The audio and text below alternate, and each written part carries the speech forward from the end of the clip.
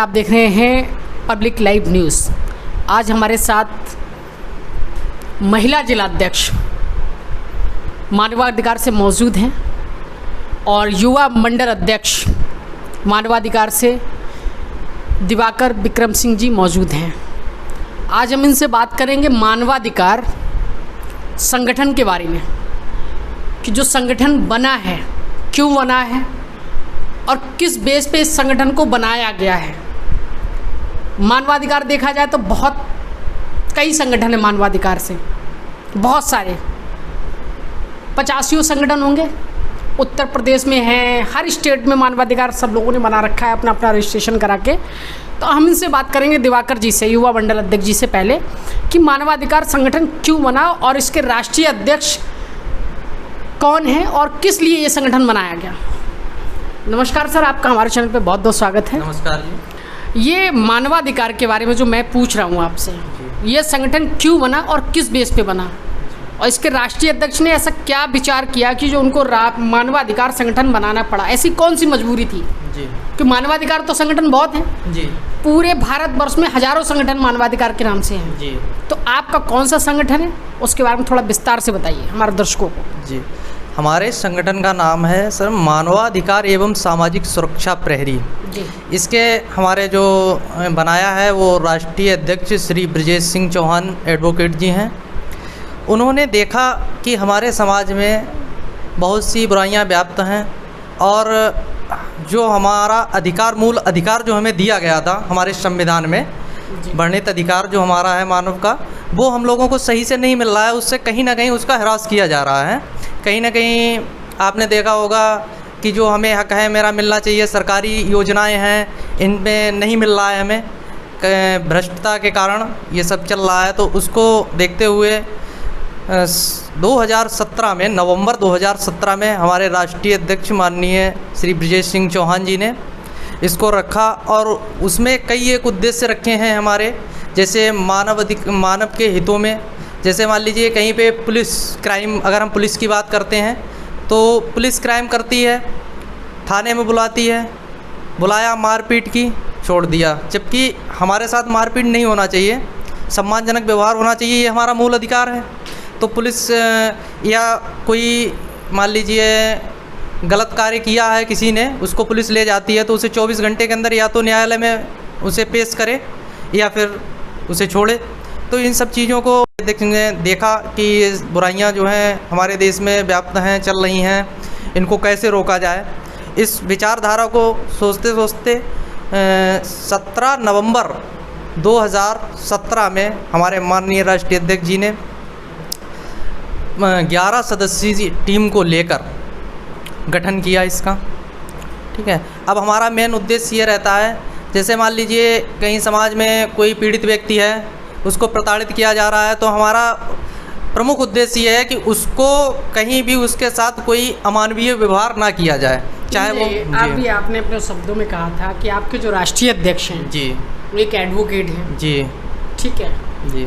तो जो राष्ट्रीय अध्यक्ष एडवोकेट हैं, तो जो मानवाधिकार संगठन जो आपका है, जी, आपने कहा कि पुलिस क्राइम करती है, जी, तो पुलिस जब क्राइम करती है तो उसके लिए नेता बैठे हैं, जनता बैठी है, जी, बहुत सारी पार्टियां हैं जी, जैसे भारतीय जनता पार्टी है, कांग्रेस है, सपा है, बसपा है और भी अन्य दल हैं। जी, जी। तो ये काम तो उनका है, ना कि इस संगठन का। आपका संगठन का तो आप पुलिस वालों पे आप क्या करना चाहते हैं? पुलिस वालों, आपने कैसे सीधा आरोप लगा दिया कि पुलिस क्राइम करती है? इसका मतलब आपके पास कोई प्रूफ या कोई साक्ष्य ये सब आरोप लगाने से पहले पुलिस क्राइम करती है? जी, इसके भी कई एक उदाहरण है मेरे पास। जी बताइए, कोई एक उदाहरण बताइए उसका। जी, देखते हैं। जैसे मान लीजिए अभी हाल ही में मेरे साथ ही हादसा हुआ है, मैं किसी और के लिए नहीं बोल रहा हूँ, मेरे साथ ही हादसा हुआ है। एक ग्राम पंचायत थी, उसमें लाखों रुपए का घोटाला किया गया। पुलिस ने किया? नहीं, पंचायत निधि द्वारा। आप समझने की कोशिश करिए कि क्राइम नहीं। आपने क्राइम पुलिस के लिए कहा, पुलिस अगर क्राइम करती है तो ये हमारा सवाल नहीं, ग्राम पंचायत निधि में क्या हुआ, उससे क्या हुआ, उसके लिए तो जिलाधिकारी जी, ये लोग मौजूद हैं, उसको देखेंगे जी। मैं बात कर रहा हूँ पुलिस की। आपने सीधा आरोप लगाया कि पुलिस ने पुलिस अगर क्राइम करती है, पुलिस क्राइम करती तो उसके लिए पुलिस ने क्या क्राइम किया, मुझे वो आप बताइए। आपने देखा होगा, मैं वही समझाने का प्रयास कर रहा नहीं, था। देखने दिखाने का मतलब नहीं, आप जो सीधा पॉइंट की बात करिए। मैं पॉइंट पे ही बात कर रहा हूँ, सीधे समझने का प्रयास करिए, वो बोलने का मौका दीजिए, उसके बाद ही मैं बोल पाऊंगा पूरी तरीके से समझाने में। मैंने आपकी बात को सुना, मैं सिर्फ एक ही सवाल पूछता हूँ। आपने जो अपने शब्दों में कहा कि पुलिस क्राइम करती, तो मुझे एक प्रूफ ये है कि मेरे ऊपर एक मुकदमा फर्जी प्रधान द्वारा लगाया गया था, 56(3) का डाला गया। तो उसमें जब पुलिस की विवेचना आई तो पुलिस ने बिना विवेचना किए उसमें अपनी संतुति दे दी, क्योंकि जब क्राइम सीन पे जाना चाहिए, जिस जगह की वारदात दिखाई है, कोई व्यक्ति अगर आरोप लगा रहा है, किसी के ऊपर झूठा आरोप लगा रहा है, तो उसको देखना चाहिए, उस पर आरोप लगते हैं। बट क्या होता है कि अगर उसकी, ये तो हर कोई व्यक्ति कहता है जिसके ऊपर मुकदमा लगता है, वो कहता है मैं निर्दोष हूँ, ठीक है, उसका न्याय कोर्ट करेगा, न्यायालय। आप जज नहीं है, आप जज नहीं है, आप स्वयं निर्णय ले रहे हैं कि उसकी मौके पे पुलिस जानी चाहिए, ये होना चाहिए, वो होना चाहिए। तो पुलिस को जो कार्रवाई करनी होती है उसने की है, उसको न्याय आपको कोर्ट करेगा, आप उसको देखें, आप खुद जज ना बनिए उसी मुद्दे को। तो पुलिस को तो आपने सीधा आरोप अभी भी ठहराया पुलिस को। इसीलिए तो हमारा संगठन बना है, इन्हीं चीजों को रोकने के लिए, जो व्याप्त भ्रष्टाचार है समाज में। नहीं तो पुलिस का काम मानवाधिकार करने आप करेगा, इसका मतलब मानवाधिकार पुलिस का काम नहीं करेगा, लेकिन उसको सक्रिय तो हम करेंगे, अपने सदस्यों को अपने संगठन में जोड़ के, लोगों को समाज में जोड़ के उनको अवगत कराएंगे कि हमारे क्या अधिकार हैं। नहीं तो संगठन जोड़ के आप मानवाधिकार का संगठन बढ़ाएंगे, पुलिस के खिलाफ लोगों को भड़काएंगे, वही बात आप गलत बोल रहे हैं। नहीं, आप सीधी बातों में सीधा आप वही कहने वाले हैं, वही मैं भड़काऊंगा नहीं, लेकिन मुझे मूल अधिकारों का पता होना चाहिए कि मेरा क्या अधिकार है। मेरा अगर आप मानवाधिकार में अगर काम करने आप कर रहे हैं, आप मंडल उपाध्यक्ष हैं, तो आप पुलिस को अपराधी क्यों बना रहे हैं? आप लोगों को कह रहे हैं मैं संगठन बना के उनको एकत्र करूंगा, अपने किसी काम को लेकर उनसे बात करूंगा, ये सब क्या? अगर विकास करना है तो शिक्षा के ऊपर करिए। जब लोग शिक्षित होंगे तो उनको अपने मूल अधिकार पता होंगे। आप सीधे अनपढ़ आदमी को कहोगे कि साहब ये इंग्लिश में ABCD सुनाइए, शिक्षा के विषय में मैं अभी तो वो एविडेंस मेरे पास उपलब्ध नहीं है। मैं आपको एविडेंस उपलब्ध हो तभी बात करना। मैं आपके चैनल को वो एविडेंस दूंगा। शिक्षा के विषय में मैंने एक बहुत बड़ी शाहजहांपुर के अंदर पहल की है, बेसिक शिक्षा को लेके, और एक नहीं दसियों पत्र भेजे हैं प्रशासन को। बट क्या होता है कि जो भ्रष्ट शिक्षक हैं उनके द्वारा अभी भी कार्रवाई नहीं की जा रही। मेरे पास वीडियो उपलब्ध हैं, आज भी न्यूज चैनल में भी चले हैं। जिला बेसिक शिक्षा अधिकारी से मिले हैं आप? जिला अधिकारी महोदय से मिले हैं आप? जिला अधिकारी महोदय को कितने अनशन किए आपने जी? कितने अनशन किए शिक्षा को लेकर के? मेरा काम वही चीज़ है, मेरा काम अनशन करना नहीं है, मेरा काम प्रशासन को अवगत कराना है। अच्छा। अब अगर प्रशासन उस पर एक्शन, उसका भी एक समय सीमा होता है, टाइमिंग होती है, उसे भी समय देना पड़ता है हमें। तो अब आपका सीधा आरोप है कि शिक्षा के ऊपर शिक्षक अपना काम नहीं कर रहे हैं। मेरे पास एविडेंस है, आरोप नहीं है। आरोप चीज अलग हो गई कि मैंने आरोप लगाया, मेरे पास एविडेंस नहीं है। बट मेरे पास एविडेंस है। एक विद्यालय पड़ता है खुदागंज ब्लॉक के अंतर्गत ग्राम कुरगांव में, वहां पर जब हमारी टीम मानवाधिकार की, बट मेरे पास एविडेंस है। एक विद्यालय पड़ता है खुदागंज ब्लॉक के अंतर्गत ग्राम कुरगांव में, वहां पर जब हमारी टीम मानवाधिकार की पहुंची थी, वहां से निकल रहे थे तो कहा शिक्षा के देख लेते हैं गुणवत्ता क्या है। तो जब हम विद्यालय पहुंचे तो वहाँ पर एक भी टीचर मौजूद नहीं था, जबकि वहाँ पे 3 टीचर तैनात हैं। 3 टीचर में से 1 टीचर मौजूद नहीं, एक भी नहीं था। रसोइया खाना बना रही थी। तो इसके लिए आपने जिलाधिकारी महोदय को सूचित किया? जिला बेसिक शिक्षा अधिकारी को सूचित कराया, अवगत कराया जी। कई बार ट्वीट पे भी मैंने अवगत कराया। नहीं, रोज नहीं आते, सिर्फ एक ही दिन मौजूद नहीं थे। ये उनका डेली का प्रोसेस रहा होगा, जो बच्चों के मुताबिक रहा होगा जी। मैंने जिस दिन देखा मैं उस दिन को बोल रहा हूँ। क्या पता छुट्टी पे हूँ? छुट्टी थी ही नहीं। उन्होंने पर्सनली अपनी छुट्टी नहीं थी छुट्टी, क्योंकि मैंने जब खंड शिक्षा अधिकारी से बात की तो उन्होंने बताया कि किसी का भी अवकाश दर्ज नहीं है। जिस विषय में खंड शिक्षा अधिकारी महोदय द्वारा 7 दिन का वेतन आहरण करने का एक लेटर दिया गया था, वो मेरे पास भी आया। उन्होंने मुझे भेजा है कि 7 दिन का जो प्रभावी कार्रवाई दिखाई, उसमें 7 दिन का वेतन काटा गया था उन लोगों का। ये मुझे दिखाया है उन्होंने। हमने कई विद्यालयों की शिक्षा के लेके उठाया और बेसिक शिक्षा अधिकारी को पत्र भी मैंने दिए हैं और इसी विषय में हम बहुत जल्द। मानवाधिकार ने बच्चों को कितनी कापी किताबें दान की? मानवाधिकार में आपने कहा हमने शिक्षा के ऊपर मुद्दा उठाया, तो कितनी किताबें, कितने बच्चों को स्कूल की ड्रेस, कितने स्कूल के बच्चों की, ऐसे कितने गरीब बच्चे हैं जिनकी स्कूल आपने फीस भरी है? अच्छा, देखिए अभी तक हमारे संगठन ने फीस तो नहीं भरी है। कितने बच्चों को ड्रेसें उपलब्ध कराई? मैं जो कह रहा हूँ वो सुनिए। नहीं, जो मैं पूछ रहा हूँ, आपने जो आपको कहना था आप बोल चुके हैं ना। अब जो मैं पूछ रहा हूँ वो आप बताइए। जी। आपने आरोप लगा दिया उनका वेतन कटा 7 दिन का, आपके पास आप एविडेंस है, तो ठीक है उनका वेतन कटा है तो ठीक है, उस चीज़ को हम नहीं कह रहे हैं। लेकिन आप मानवाधिकार, आप स्कूल चेक करने पहुँच गए सीधा जिला विशिष्ट शिक्षा अधिकारी बन के, तो आप सीधा हमको ये नहीं शिक्षा अधिकारी बन के नहीं, हमारे जो बायोलॉज में हमारे राष्ट्रीय माननीय राष्ट्रीय हर एक आम आदमी को ये अथॉरिटी है, कोई भी स्कूल जाके चेक कर सकता है, अधिकार था। बट हमारे लिए अलग से जब हम संस्था को हमने रजिस्टर कराया है तो उन बिंदुओं को हमारे माननीय राष्ट्रीय अध्यक्ष जी ने पहले से ही वर्णित कर रखा है। मानवाधिकार के राष्ट्रीय अध्यक्ष जी ने ये भी आपको दिशा निर्देश दिए होंगे कि गरीब बच्चों को आप पुस्तकें मैंने वितरित की हैं पुस्तकें। ये जो महाविद्यालय हमारे ग्राम मेहुना में पड़ता है, उसमें 26 जनवरी के उपलक्ष्य में मैंने डायरियाँ भेंट की हैं बच्चों को। हमारे प्रदेश अध्यक्ष जी ने पुरस्कृत किया है बच्चों को। जी 26 जनवरी डायरियाँ भेंट की वितरण नहीं की है जी, ना ही पुस्तकें वितरण की, सिर्फ आपने कहा हमने डायरियाँ वितरण, डायरियाँ पेन वितरित की, डायरियाँ और पेन, ठीक है, डायरियाँ पेन, लेकिन कभी किसी बच्चे का भला नहीं किया। क्यों नहीं? हम बच्चों के हक में आवाज उठा रहे हैं तो भला किसका होगा? आपने कहा आप पुलिस क्राइम करती है उसके लिए हम मने, तो पुलिस के जब लोग शिक्षित होंगे तो उनको अपने मूल अधिकार पता होंगे। जी। शिक्षा के ऊपर आप शिक्षित बात नहीं करेंगे, शिक्षा के ऊपर मैं आपको बात नहीं करेंगे। नहीं, मैं विकास की ही बात करता हूँ। मेरा मूल उद्देश्य है विकास पे बात करना। मैं अभी आपको दिखाता हूँ।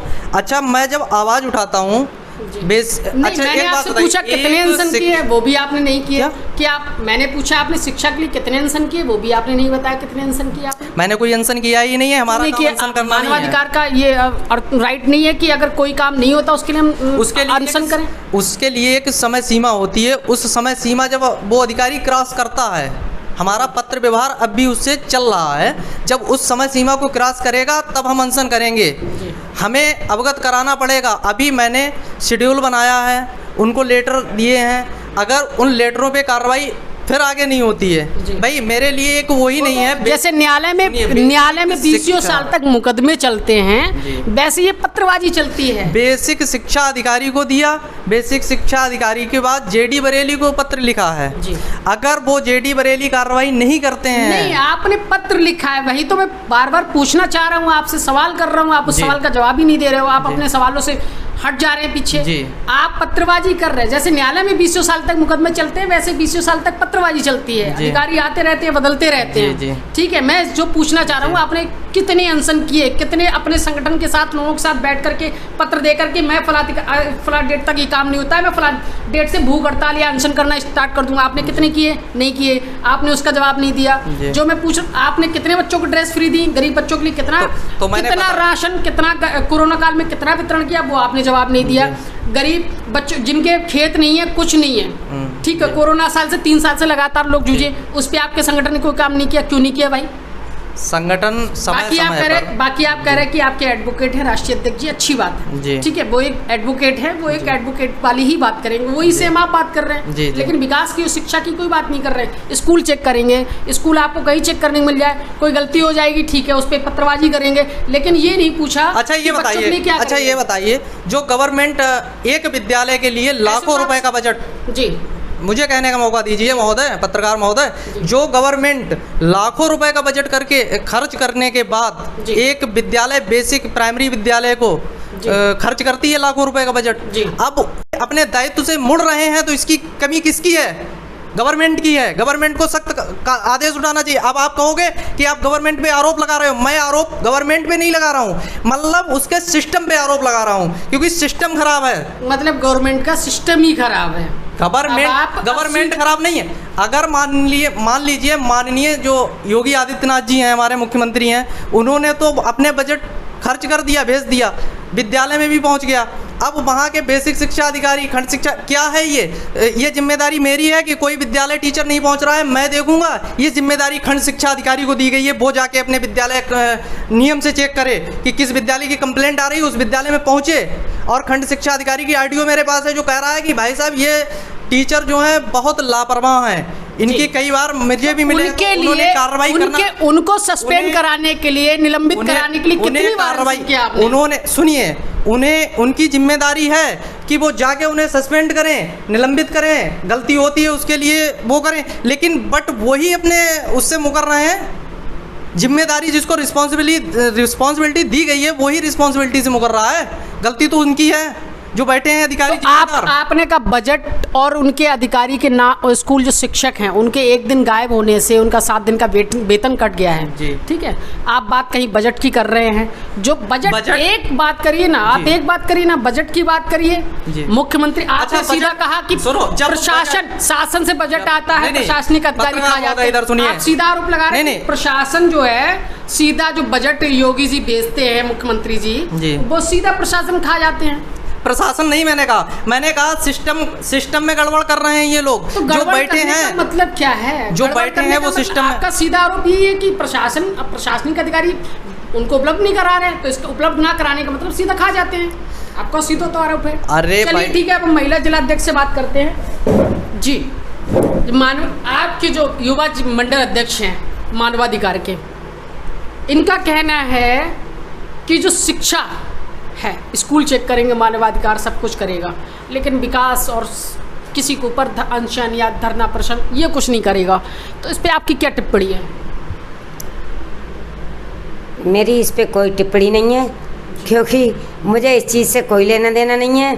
शिक्षक अगर शिक्षा के विषय में बात करते हैं तो हमारी उनके गार्जियन को इतना जागरूक होना चाहिए कि वो खुद अपने बच्चे को तो स्कूल भेजें। जागरूक कैसे हो? जागरूक कोई हमारा मानव अधिकार नहीं करेगा उनको जाके, जब सारी सुविधाएं सरकारी स्कूलों में इस तरीके से मिलेंगी कि जैसे मिलना चाहिए सरकार से, जो भी अभी मेरे भैया कि जैसे मिलना चाहिए सरकार से, जो भी अभी मेरे भैया जो बैठे हुए हैं उन्होंने बताया, युवा मानवाधिकार के जिलाध्यक्ष, उन्होंने बताया कि हमारे मानव अधिकार वाले लोग जो हैं इस सिस्टम के लिए नहीं लगे हैं हमारे, कि हम स्कूल चेक नहीं करेंगे कहीं पे जाके। हमें अगर कहीं की शिकायत मिल रही है, जैसे मैं भोजीपुरा ब्लॉक से हूँ, वहाँ पे मेरे भी। आप अपना एड्रेस मत बताइए, मैं जो पूछ रहा हूँ वो बताइए ना, आप अपना एड्रेस क्यों बता रही हैं? हम आपका रेफरेंस दे चुके हैं ना, आप सीधा सीधा जवाब दीजिए। तो हम उसके लिए जागरूक करने के लिए हमारी जो टीम है, जो मेरी मानव अधिकार की टीम है, जागरूक करने के लिए अगर हमें घर घर जा रहे हैं, मैं महिला हुई है कि महिला से बैठ के अगर बात करूंगी वहाँ पे जाके कि बहन जी अपने बच्चे का एडमिशन आप स्कूल में कराइए, सारी सुविधाएं स्कूल से मिल रही हैं। जब उसको सारी सुविधाएं मिलेंगी। ये आपका संगठन काम कर रहा है? हमारा संगठन है ये अभी काम नहीं कर रहा है। क्यों? कब काम करेगा?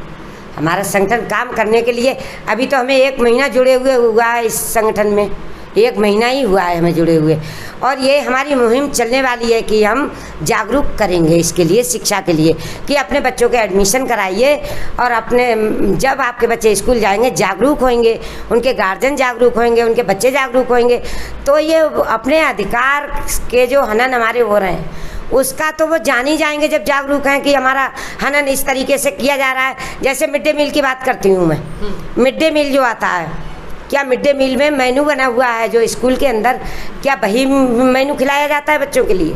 तो ये आप बता रही ना, आप बताइए क्या खिलाया जाता है? खिचड़ी खिलाई जाती है बच्चों के लिए। कभी कभी ऐसा होता है कि मैंने पेपर में देखा है, मैं पेपर पढ़ती हूँ रोज़ सुबह, मैंने उस पेपर में देखा है कि कभी कभी सूड़ी वाली बरियाँ खिलाई जाती हैं बच्चों के लिए। तो क्या ये हमारे जो अधिकारी जितने हैं 1-1 लाख 1.5 लाख तनख्वाह ले रहे हैं, ये काय के लिए बैठ गए हैं तनख्वाह लेने के लिए? ये क्यों नहीं स्कूल चेक करते हैं? सारा काम मानव अधिकार के लोग नहीं। अब भी आपने कहा, हाँ। अब भी महिला जिलाध्यक्ष महोदया जी, अब भी आपने कहा कभी कभी आप पेपरों में पढ़ती हैं, अखबारों में पढ़ती हैं कि सूड़ी वाली बरी खिलाई जाती हैं। ठीक, आपने कहा अधिकारी 1-1 1.5 लाख रुपए तनख्वाह लेते हैं, ठीक है जी। जब आप अखबारों में पढ़ती तो इसका मतलब कार्रवाई होती है? ये आपने सीधे कैसे आरोप लगा दिया कि 1-1 1.5 लाख रुपए तनख्वाह लेते हैं मतलब काम नहीं होता है, उनको सस्पेंड किया जाता है? आपने कैसे आरोप लगा दिया इस चीज़ का? अगर कार्रवाई नहीं होती तो अखबार में नहीं निकलता है। ये आप क्यों नहीं, ये तो आप महिला जिलाते, इस तरह तो आप समझदार हैं ना। जी मैं समझदार हूँ, लेकिन आप कैसे आरोप लगा रही हैं? लेकिन आरोप मैं इसलिए लगा रही हूँ कि जहाँ पे ऐसे स्कूल पाए गए हैं, कई स्कूल, तो तभी तो पेपरों में निकलता है ना, जब कार्रवाई होती तभी तो निकलता है। सरकार महोदय जी आप कह रहे हैं, इसके लिए तो आप वीडियो बनाइए, वीडियो बना के उनकी नेट पे वायरल करिए, वो आपने क्यों नहीं किया? आप सीधा सीधा आरोप लगा रही टीचरों पे, पुलिस पे, हर चीज प्रशासन के अधिकारी पे सीधा सीधा आप आरोप लगा रही हैं। पुलिस तो आपने उसकी वीडियो बनी, आप क्या, हम कैसे मान लें आप सही बोल रही, झूठ बोल रही हैं? आपके पास कोई प्रूफ है, कोई साक्ष्य है आपके पास ऐसा कि वो सिलाई करती हैं, बुनाई करती हैं? हम साक्ष्य दिखा सकते हैं इस चीज का, तो दिखा सकते हैं हम साक्ष्य। और जो मेरे अध्यक्ष महोदय जी ने जो कहा अभी, विक्रम सिंह जी ने, कि आरोप नहीं लगा रहे हैं, पुलिस जनता की तनख्वाह ले रही है, जिस जनता के साथ में तमीज से बात नहीं करती है पुलिस, ये तो मैं भी कहना चाह रही हूँ। नहीं, आपको लगता है हाँ, कि मुझे माननीय लगता है। मुख्यमंत्री सरकार में जो योगी गवर्नमेंट है, उस सरकार में मुजरिमों से पुलिस तहजीब से बात करे कि आइए सर बैठिए, हम आपको पानी पिलाते हैं, अरे सर चाय पीजिए या कॉफी पीजिए, इस तरह से पुलिस बात करेगी? नहीं तो मुजरिमों से क्यों करेगी? मुजरिमों को तो दंड दे, जो अपराध कर रहा है उसको तो दंड दे, लेकिन बाकी के जो लोग हैं तमीज से बात करते हैं। नहीं, जिस पे मुकदमा लिखा हुआ है। पत्रकार महोदय जी मेरी भी तो बात सुनिए, तुम अपनी बात लगा रहे हो। कम से कम कोरोना काल में हमारी आशा बहनों ने, अब मैं आशा बहनों की बात करती हूँ, हमने आशा बहनों की बात ही नहीं की। नहीं, हम जिस चीज़ की बात कर, आप अपने मुद्दे से ना फिरिए, आप, मैं जो सवाल पूछ रहा हूँ उसका जवाब दीजिए। मैं आशा की बात करूँ तब आप आशा की बात करें, मैंने वो बात ही नहीं की। जो मैं पूछ रहा हूँ उसका जवाब दीजिए। पूछिए। आपने सीधा सीधा आरोप लगाया प्रशासनिक अधिकारियों पे, सब कुछ लगाया, आपके पास वीडियो बनाई, आपने कभी वायरल की नेट पे? नहीं की। आपने सीधा सीधा 1.5 लाख रुपए तनख्वाह ले रहे हैं और सीधा सीधा ये सिलाई बुनाई कढ़ाई चल रही है। पत्रकार महोदय जी, ये हम भी जानते हैं, तनख्वाह लेने वाले 1.5 लाख तनख्वाह लेने वाले अपनी कुर्सी से एसी से हिलते नहीं हैं, और वो स्कूल की हालत देखते नहीं है जाके कि क्या हालत है वहाँ पे। ये तो गांव में जाके पूछिए आप, 2-4 बाइट लीजिए वहाँ जाके, और हम अपने आप हमें ना सिखाइए कि हम बाइट लें ना लें, हम जाते हैं तभी आपको पता लगेगा। ये सब पत्रबाजी होती है, पेपरबाजी होती है, सब वहीं की वहीं मामला दब हो जाता है, सब मामला वहीं दब हो जाता है। कहीं शिक्षा का भी हुआ या स्वास्थ्य का हुआ, ये मामला सारा मामला दबा दिया जाता है, कहीं मामला उछाला नहीं जाता है। अच्छा, आप सीधा सीधा आपका सीधा सीधा कहना है कि जो भी अधिकारी गलती करता है वो सीधा सीधा मामला दबा दिया जाता है। मामला दबा दिया जाता है। अच्छा, उस पर कोई कार्रवाई नहीं होती? कोई कार्रवाई नहीं होती। मतलब सरकार ना शासन करता है ना प्रशासन करता है? शासन प्रशासन नहीं करता। अच्छा, अब आपका क्या कहना है? मेरा ये कहना है कि मैं एक आशा वर्कर हूँ, जिला बरेली की उपाध्यक्ष भी हूँ, लेकिन जो मेरी आशाओं का शोषण हो रहा है, मेरी आशाओं के साथ में जो हो रहा है, वही मैं बोलना चाह रही हूँ। जो आग मेरे दिल में जल रही है अपनी बहनों के लिए, मेरी बहनों का 7 महीने से तो मंथली वेतन नहीं आया है, और 1 साल से जो 700 बढ़ा हुआ पैसा 750 वाला, यहाँ से लेकर कमिश्नर डीएम और एडी हेल्थ तक, सीएमओ से लेकर एमओआईसी से लेकर ब्लॉक से लेकर ऊपर तक मामला पहुंचा दिया, उसका आज तक कोई निष्कर्ष नहीं निकला। हमारा निष्कर्ष तब निकलता हमारी बहनों का पैसा वापस हो जाता, जो उन्हें रिश्वत ली। ये रिश्वत का मुद्दा है, ये बाकी कोई मुद्दा नहीं है। रिश्वत का इतना बड़ा धंधा चल रहा है जब ब्लॉक में हमारे, तो अधिकारी इस पे आँख मूंद के कान बंद करके क्यों बैठे हुए हैं? उनको सस्पेंड करें और हमारी आशाओं का पैसा वापस करवाएं। हमने तो कितने धरने दिए हैं, हम तो लगातार धरना प्रदर्शन लगातार करते रहते हैं इस चीज़ के लिए। अच्छा, आपके कहने का मतलब आप धरना प्रदर्शन वगैरह सब कुछ करती हैं, प्रशासन न धरना प्रदर्शन की आवाज़ सुन रहा है, आंख मूंद के बैठा है आपने कहा। हाँ। तो मतलब किसी प्रकार की कार्रवाई नहीं हो रही है? नहीं हो रही। तो सीधा सीधा मतलब सीधा आपका जो सीधा इशारा है ना, वो सीधा सरकार की तरफ जा रहा है। जब प्रशासन काम नहीं कर रहा है तो इसका मतलब सरकार के आदेश हैं कि कोई भी धरना प्रदर्शन हो, कुछ भी हो, आप अपने विवेकानुसार दिशा निर्देश नहीं दे सकते हैं। नहीं दे सकते हैं तो जो हमारा बजट है वो तो सरकार भेज सकती है हमारे खातों में। हमारे जब सरकार ने बजट नहीं भेजा, हमारी बहनें परेशान हैं, दुखी हैं। 7 महीने से लगातार, अब पति पत्नी को नहीं देख रहा था, भाई बहन को नहीं देख रहा था, और बेटा बाप को नहीं देख रहा था। कोरोना काल में जब सरकार ने ड्यूटी करवाई तो आज हमारा पैसा क्यों नहीं सरकार दे रही है? इसके लिए सरकार सक्रिय नहीं है कि हमारा पैसा सरकार दे। आशा बहनें सबसे ज़्यादा काम करती हैं, आशा बहनों की तनख्वाह नहीं दे रहे हो, घर में अपना एसी में बैठी हुई हैं, आशा की चप्पल 3 महीने नहीं चलती है। ये सरकार क्यों नहीं सोच रही है, हमारा बजट क्यों नहीं भेज रही है?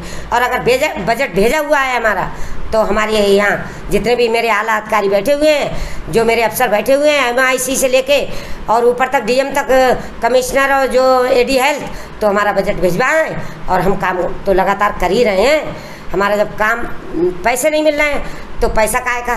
पोलियो करवाई, धूप में मरे, गर्मी में मेरा एक्सीडेंट हो गया, मैं गिर गई, मेरा पूरा मांस फट गया, मैंने तब भी ड्यूटी करी लगातार, अभी तक पैसा कोई नहीं मिला है। तो सरकार के कान तक आवाज़ ये पहुंच नहीं रही है आशा बहनों से।